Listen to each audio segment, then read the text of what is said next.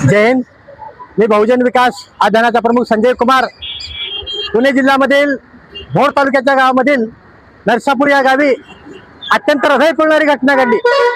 एका 65 वर्षाच्या नराधामाने 4 वर्षाच्या चिमुकलीवर बलात्कार करून अत्याचार करून तिचा निर्दयपणे ठेचून खून केला.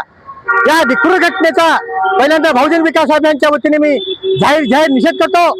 अशा हरामखोरांना महाराष्ट्र सरकारचे मुख्यमंत्री, ज्या मुख्यमंत्र्याला भ्रष्टाचाराचे आरोप नाहीत त्या मुख्यमंत्र्यांनी तात्काळ फाशी दिली पाहिजे.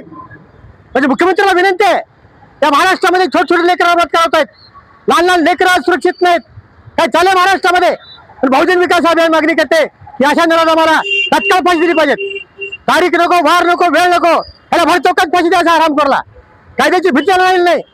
लहान मुलाने काय पाप केला? लहान मुलाने तुझ्या बरोबर छोट्याशा आम्हीच टाकून त्या मुलाला सोबत घेऊन गेलं. ते मुलगा आता धरून चाललाय. ते बघत नाही दृश्य. लहान मुलगा त्या आराम करून पहिल्यांदा आपल्या भावाच्या सख्या मुलीवर बलात्कार केला होता. 3 ते 4 जण खटले असताना त्याला जामीन कशी मिळाली? न्यायालयाने जामीन कशी दिली?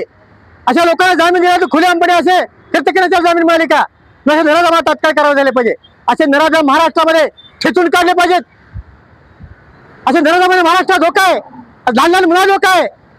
65 वर्षाच्या महिलापासून ते 4 वर्षाच्या मुलीपर्यंत हा धोका निर्माण झाला आहे. महिला सुरक्षित नाही आहेत.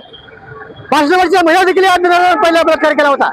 अशा घटना करणाऱ्या मला तात्काळ फाशी द्यायला पाहिजे. बहुजन विकास अभियान त्याला फाशी द्या म्हणून तात्काळ असे भव्य असे आंदोलन करून आता जाहीर निषेध करणार आहोत. उदगीरमध्ये त्या घटनेचा पहिल्यांदा बहुजन विकास अभियान तीव्र निषेध करते.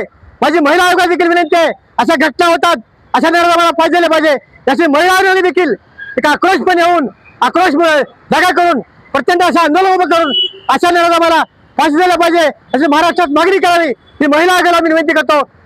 राष्ट्रीय मानवाधिकाराला विनंती करतो. जय हिंद, जय भीम, जय संविधान.